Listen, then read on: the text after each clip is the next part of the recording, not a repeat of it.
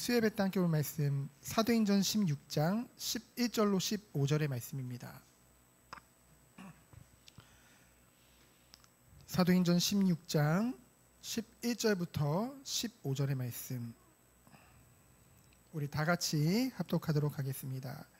우리가 드로아에서 배로 떠나 사모드라게로 직행하여 이튿날 네아폴리로 가고 여기서 빌립보에 이르니 이는 마게도니아 지방의 첫 성이요 또 로마의 식민지라. 이 성에서 수일을 유하다가 안식일에 우리가 기도할 곳이 있을까 하여 문밖 강가에 나가 거기 앉아서 모인 여자들에게 말하는데, 두아디라시에 있는 자색옷감 장사로서 하나님을 섬기는 루디아라 하는 한 여자가 말을 듣고 있을 때 주께서 그 마음을 열어 바울의 말을 따르게 하신지라. 그와 그 집이 다 세례를 받고 우리에게 청하여 이르되, 만일 나를 주 믿는 자로 알거든 내 집에 들어와 유하라 하고 강권하여 머물게 하니라. 아멘. 함께 볼 말씀의 제목은 교회가 세워지는 과정입니다. 우리가 이번 주에 주일 예배를 통해서 온전함이라는 것에 대해서 좀 묵상을 하게 되어졌죠. 온전함이라는 것은 가득 찼다는 뜻입니다. 무엇으로 가득 차야 될까요? 바로 순종이죠. 무엇에 향한 순종이에요?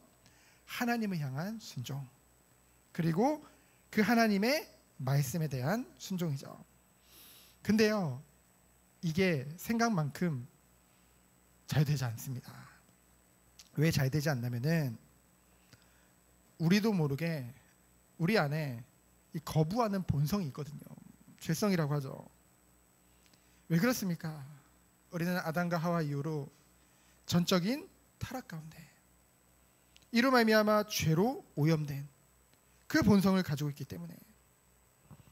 근데요, 그렇다 할지라도 하나님은 우리에게 온전함에 대해서 말씀하고 계시거든요. 근데요, 이 온전함이라는 것은 이제 두 가지의 온전함이 있습니다. 첫 번째는 칭의로 인한 온전함이죠. 그 두 번째는 뭡니까? 성화로 인한 온전함입니다. 구원에 있어서는 칭의 구원과 성화 구원이 있잖아요. 그럼 첫 번째로 우리를 의롭게 한 것은 무엇입니까? 행위가 아니죠. 오직 믿음입니다. 누구를 믿음으로요? 예수 그리스도를 믿음으로. 그 예수님을 통해 우리에게 하나님이 일방적으로 베풀어 주신 은혜죠. 그래서 어떤 표현을 씁니까? 불가항력적인 은혜라고 해요. 우리의 노력으로 의롭다함을 받을 육신은 이 세상에 아무도 없습니다. 그래서 하나님이 우리에게 베풀어 주신 거죠. 성부 하나님께서 완전한 구원을 계획하신 것입니다. 성자 예수 그리스도께서 어떻게 하셨어요? 육신으로 이 땅에 오셨죠. 누구를 위해서요? 죄인된 우리를 위해. 그 예수님이 어떻게 하셨어요? 십자가에서 우리를 위해 대신 죽으신 것입니다. 대속하신 거죠. 그래서 우리가 온전케 하심을 입은 거예요. 누구를 통해서요? 그리스도를 통해서. 그 그리스도의 희생과 그 피로 말미암아. 그렇다면 의롭다함을 받은 우리가, 이 칭의 구원을 받은 우리가 추구해야 할 온전함은 무엇일까요? 근데 추구함, 이 추구에서만은 쉽지 않습니다. 어떻게 해야 됩니까? 어쩌면은 추구함이라고 하니까 약간 안일함이 우리에게 오거든요. 뭐 좀 그냥 추구해서 하면 되지 않을까, 그 정도가 아니라 싸워야 됩니다. 싸워야 돼요. 이것은 그 어떤 것도 하나님 앞에 또는 하나님의 말씀 앞에서보다 앞설 수 없다는 거죠. 그 어떤 것도, 그 무엇도. 그런데 우리는 이 세상을 살아가면서 얼마나 많은 유혹을 받고 있습니까? 어떠한 유혹이 있나요? 우리가요, 영적 싸움을 싸우라는데 그 영적 싸움의 대상이 무엇인가요? 첫 번째로 우리의 죄성이죠. 그로 말미암아 우리의 이 몸, 우리의 육신이죠. 육신의 정욕과 싸워야 됩니다. 그리고 이것을 가지고 우리에게 유혹하고 속이는 존재가 있어요. 누굽니까? 마귀, 사단이죠.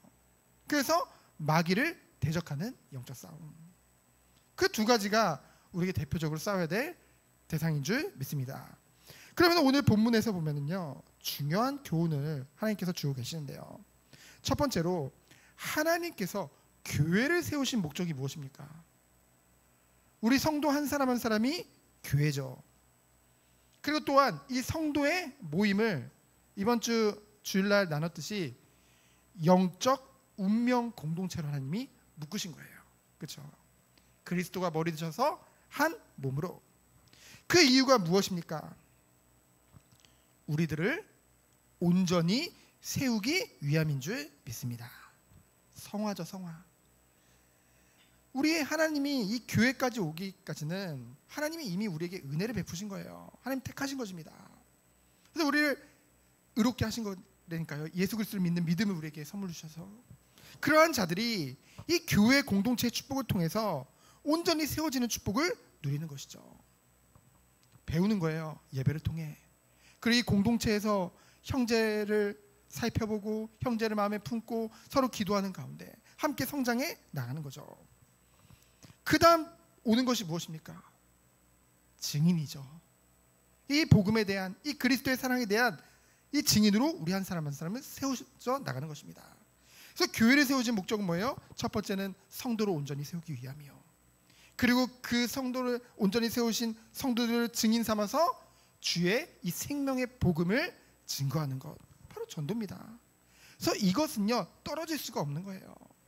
그리스도 안에서 온전케 될수록 그에 합당한 열매를 맺을 수밖에 없는 것입니다.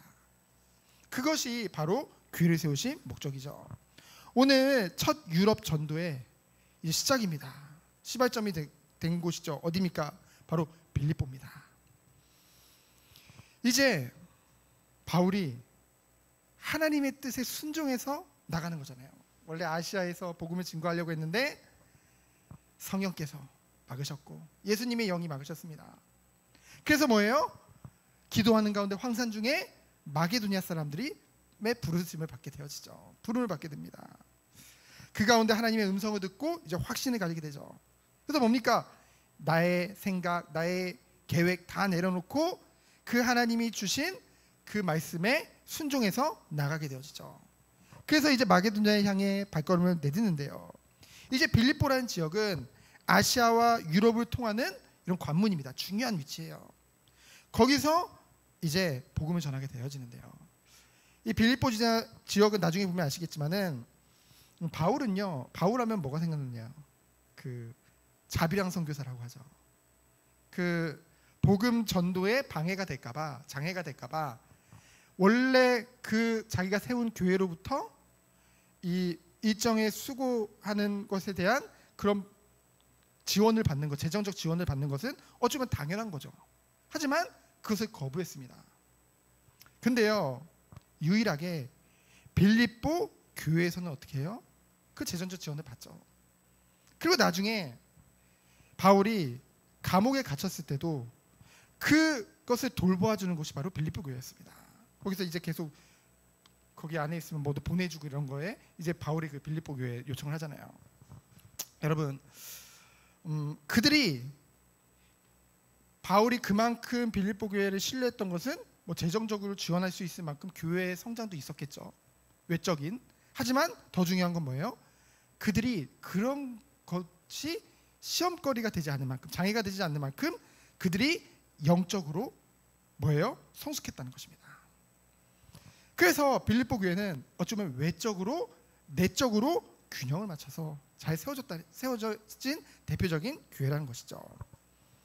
그 밑거름이 된 그 첫 열매로 오늘 아주 잘 아는 자주색 옷감을 파는 그 루디아의 이제 회심에 대해서 이제 나오게 되어집니다. 그럼 첫 번째로 우리가 방금 살펴봤듯이 11절로 12절에 보면은 이제 하나님의 부르심을 순종해서 이제 나아갑니다. 근데 12절에 보면은 그들이 어떻게 했다고 했어요? 빌립보에 이르러서 이 성에서 수일을 유했다고 했습니다. 수일을 유했다는 것은 이제 주석을 보면은 바울이 그곳에 이제 하나님의 부르심과 사명을 가지고 유럽의 첫 아주 중요한 그 관문이 되는 빌립보에 도착했잖아요. 근데 바로 복음을 전하러 증거하러 막 나가서 했던 게 아니라 이때 뭐 비행기를 타고 갔겠습니까? 뭐 자동차를 타고 갔겠습니까? 피곤하거든요. 그러니까 쉬었다고 되어 있습니다. 언어로 보면 쉬었다고 했어요. 쉼을 얻었다고 했죠. 이제 재충전, 휴식을 취했다는 것입니다. 이 중요한 사역을 앞두고요. 예수님도요. 마가복음 6장 31절에 보면은 이제 제자들이 이제 복음을 전파하고 돌아왔을 때 뭐라고 말씀하셨습니까? 한적한 곳에 가서 잠깐 쉬어라 라고 배려해 주셨죠.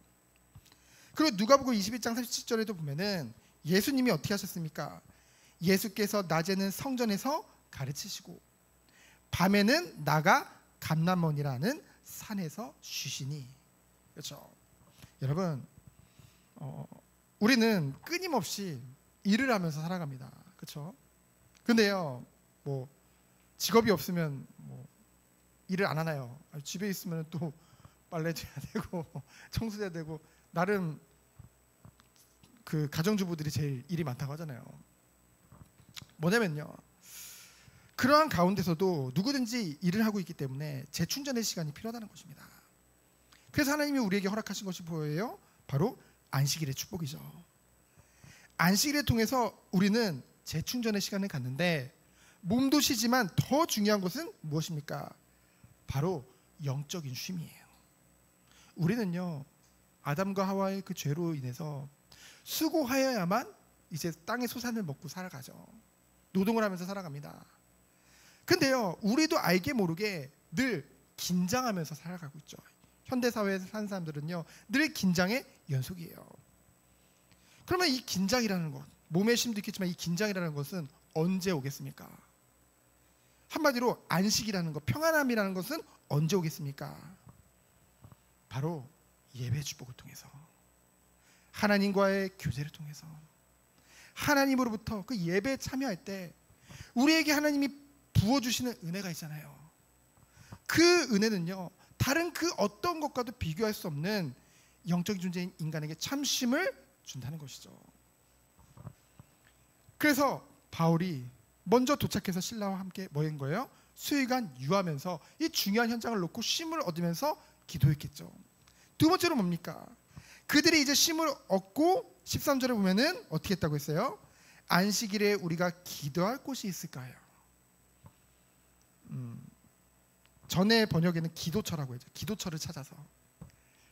지금도 이제 교회 이렇게 노회를 가면은 이제 이 교회 모임이 노회가 있잖아요. 지역마다 노회를 가면은 교회로 분류가 돼 있고 기도처라고 분류가 돼 있습니다. 근데 그 기준이 뭐냐면은 세례교인 10명이 안 되면은 교회가 설립될 수가 없어요. 자격이 안 돼요. 그러면 그걸 기도처라고 하고 이제 10명이 넘으면은 교회라고 합니다. 근데 이것도 똑같아요. 이곳은 이방 지역이잖아요. 그러니까 유대인의 회당은 유대인 10명이 모여야지 유대인 회당으로 인정을 받습니다. 하지만 10명이 안 되면 뭐예요? 기도처라고 불렀던 거예요. 그곳이 주로 강가나 그런 산 준턱쯤에 있었거든요. 그래서 이제 기도할 곳, 이건 뭡니까? 바울이 늘 어느 곳을 가든지 우선은 유대인들을 통해서 복음을 증거하고 그래서 하나하나 넓혀간 것을 우리 보게 되었잖아요. 그러니까 이제 기도할 곳이 기도처를 찾아가서 뭡니까? 그 강가에 있었나 봐요. 거기 앉아서 모인 여자들에게 이제 복음을 전하는 것입니다. 그때 어떤 일이 벌어졌어요? 그 안에서 하나님 예비하신 사람을 찾게 되었죠. 그래서 우리는 이것을 통해서 무엇을 볼 수 있냐면요, 우리는요 먼저 어떤 축복을 주셨냐. 제가 우선 우리가 이제 교회를 개척하게 되어지고 이제 벌써 2년이라는 시간이 지났잖아요. 하나님이 마치 이 수일을 유하다가라는 것 같이 우리가 예배가 회복되어지는 그 예배 가운데 참 쉼과 안식을 얻는, 평안함을 얻는 그런 시간 하나님이 주셨던 것 같아요. 앞으로도 주시겠죠. 그 다음 이 참 쉼이 회복될 때 우리에게 오는 것이 무엇입니까? 이제는 우리는 기도해야 되는 거죠. 기도가 살아나는 거예요. 우리에게 참된 회복은 회복이 올 때 오는 증거가 뭡니까? 우리 한 사람 한 사람의 기도가 살아날 줄 믿습니다. 에베소 6장 18절에 보면은 모든 기도와 간구를 하되 항상 성령 안에서 기도하고 이를 위하여 깨어 구하기를 항상 힘쓰며 뭐 하라고 했어요? 여러 성도를 위하여 구하라. 우리 교회는 작아서 여러 성도는 아니지라도 소수일수록 더 한 사람 한 사람을 위해 서로를 위해 어떻게 해주는 거예요? 서로 기도해 주는 거예요. 항상 깨어서 기도해 주는 공동체입니다. 그러면서 골로새서 4장 2절로 3절에 보면요, 기도를 계속하고 기도에 감사함으로 깨어 있으라. 여러분, 정말 기도의 비밀을 아는 자는 기도하는 시간이 너무 감사합니다. 감사해요. 그리고 또 뭐예요? 또한 우리를 위하여 기도하되 하나님이 전도할 문을 우리에게 열어주사 그리스도의 비밀을 말하게 하시기를 구하라. 내가 이 일 때문에 매임을 당하노라. 기도가 살아날 때 오는 응답은 무엇입니까? 이제는 전도할 문이 열린다는 거죠. 전도에 우리의 관심이 기울어지는 것입니다. 우리가 성장함에 따라서. 그래서 그때 하나님이 주시는 응답은 무엇입니까? 14절로 15절에 보면은 예비하신 영혼을 만나게 되어지죠. 누굽니까? 바로 아까 말했던 자색 옷감 장사 루디아예요. 그는 하나님을 섬기는 루디아라고 했죠. 그 말은 하나님을 나름 알았다는 거예요. 여러분 알다시피 하나님을 알아요. 근데 이제 신약시대 예수 그리스도께서 이제 그리스도를 통해서만 이제 중보자가 되셨잖아요. 이제 그리스도를 통해서만 하나님을 만날 수가 있잖아요. 그래서 그녀에게 이제 복음을 증거했을 때 어떤 응답이 옵니까? 여자들에게 말했는데 그 중 한 여자가 말을 듣고 있을 때 주께서 어떻게 하셨어요? 그 마음을 열어 바울의 말을 따르게 하신지라. 누가 마음을 여셨어요? 주께서. 그래서 우리는 이제 14절에 이 자색 옷감 장수 루디아의 회심 사건을 통해서 우리는 전도가 어떻게 되어지는지를 우리 보게 되었죠. 첫 번째 뭐예요? 하나님의 말씀을 들어야 돼요. 먼저. 그래서 우리가 기도를 해야 되겠지만은 먼저 와서 말씀을 듣도록 도와줘야겠죠. 그러므로 믿음은 뭐예요? 들음에서 나며 들음은 그리스도의 말씀으로 말미암았느니라. 로마서 10장 17절이죠. 그래서요, 믿음이라는 것은 들음에서 나는 거예요. 그래서 우리가 예배를 통해 그리고 날마다 말씀 묵상을 통해서 하나님의 음성을 들어야 될 줄 믿습니다. 또 두 번째로 뭡니까? 그 들은 말씀을 깨달아서 내 마음에 수용하고 받아들여야겠죠. 근데 그 일을 누가 하시는 거예요? 성령께서 하시는 거예요. 그래서 누가복음 24장 45절에 보면은 이에 그들의 마음을 열어 성경을 깨닫게 하시고, 그렇죠? 예수님의 사역에 성령께서 역사하셨잖아요. 그러면은 15절에 보면은 어떻게 됐습니까? 그와 그 집이 다 세례를 받고, 정말 하나님이 예비하신 사람, 하나님이 그 마음 문을 여셨어요. 그 루디아 한 사람을 통해서 뭡니까? 그 집이 다 세례를 받았다고 했어요. 그리고 어떤 일이 벌어집니까? 이 누구예요? 그 루디아의 고백이 달라졌어요. 뭐라고 합니까? 나를 주 믿는 자로 알거든. 여러분, 정말로 하나님이 예비하신 사람이 복음을 듣고 회심하게 되어지면은 당장 고백이 뭡니까? 주님이라는 고백이 나와요. 주인이 바뀌는 것입니다. 이제까지 내가 주인 된 삶을 살았다고 한다면은 이제는 우리의 참 주인이 누구로 바뀌는 거예요? 우리 주님으로 바뀌는 거예요. 예수 그리스도로 바뀌는 것이죠. 그래서 나를 주 믿는 자로 알거든. 어떻게 합니까? 내 집에 들어와 유하라고 했죠. 교회가 세워진 것입니다. 어찌 보면, 그렇죠? 요즘은 가정들을 오픈하기를 되게 꺼려하는 시대예요. 그렇죠? 코로나 시대로 더 심해졌습니다. 이제는 교회에서 정책적으로 코로나 이후로는 성도들 집에 방문하지 말아라, 그런 시대가 되어졌어요. 근데요, 정말로 하나님의 은혜가 있으면은요, 어떤 축복을 누리게 되는 거예요? 이제 하나님의 은혜 안에서 마음을 열어서 영접해서 예수님을 믿게 되어진 것이죠. 그럴 때 정말로 그와 그 집에 다 세례를 받는 그런 은혜가 임하게 되어지고요. 그 가문에 그러면서 그 안에서 이제는 내 집에 들어와 유하라. 정말로 이 주의 사역자들의 그 사역, 그리고 그 말씀을 증거하는 그 증인들, 그것에 대한 사모하는 마음이 생긴다는 것이죠. 여기서 이제 무엇을 보게 되어집니까? 이제 주의 사역자를 기쁘게 하는 성도의 모범을 우리는 보게 되어집니다. 목회자가 언제 기쁠까요? 정말 한 성도가 예수님을 믿고, 정말 믿고, 그 영혼을 통해서 가정이 살아나고, 정말 그 가정을 통해서 그 안에 교회가 세워질 때, 참된 교회가 세워질 때, 이것은 정원교회 이런 교회가 아니라 그 가정이 정말로 참된 교회의 응답을 누리는 것. 그러면서 정말로 예배를 사모하고 정말 하나님의 은혜를 사모하는 그 가정으로 세워지는 것. 그것이 목회자에게서는 정말 기쁨이거든요. 그 축복이 우리 모든 성도에 있기를 축원드립니다. 그래서 결론은 무엇입니까? 첫 번째로 온전함이라는 것은 어디서 봅니까? 믿음은 들음에서 나며. 그렇죠? 믿어져야지 순종할 거 아니에요. 그렇죠? 그러면은 믿음이 생기려면 뭐예요? 들어야죠. 그렇죠? 그래서 예배 자리가 중요한 것입니다. 그래서 예배를 위해서 정말로 영적 싸움을 싸워야 돼요.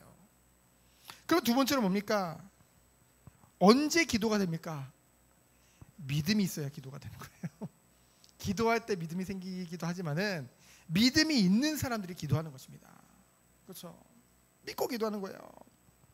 그 기도할 때 정말로 하나님께서 전도의 문을 열어주시는 것을 우리는 보게 되십니다. 근데 기도만 하고 있으면 안 되겠죠. 어찌해야 됩니까? 바울과 같이 순종해서 가야겠죠. 우선은. 그래서 그것을 뭐라고 합니까? 전도죠. 전도. 그렇죠? 하나님 복음을 들고 우리가 전하러 그 발걸음을 옮겨가는 거예요. 하나님이 그 일을 행해야 될 줄 믿습니다. 이를 통해서 뭐예요? 하나님의 교회를 하나님이 세워 나가시는 거예요. 그 교회의 응답이 우리 모인 성도님들 개인에게, 그리고 우리 가정에게, 그리고 우리 교회에게 있기를 예수 그리스도 이름으로 축원드립니다. 시간 기도합니다. 하나님 감사합니다. 하나님이 기뻐하시는 교회로 우리 성도님 한 사람 한 사람이 세워지도록, 그 가정이 세워지도록, 우리 교회가 세워지도록 축복하시고 인도하여 주옵소서. 날마다 영적 싸움 싸우는 우리 귀한 성도들로 주께서 축복하여 주옵소서. 살아계신 예수 그리스도 이름으로 기도합니다. 아멘.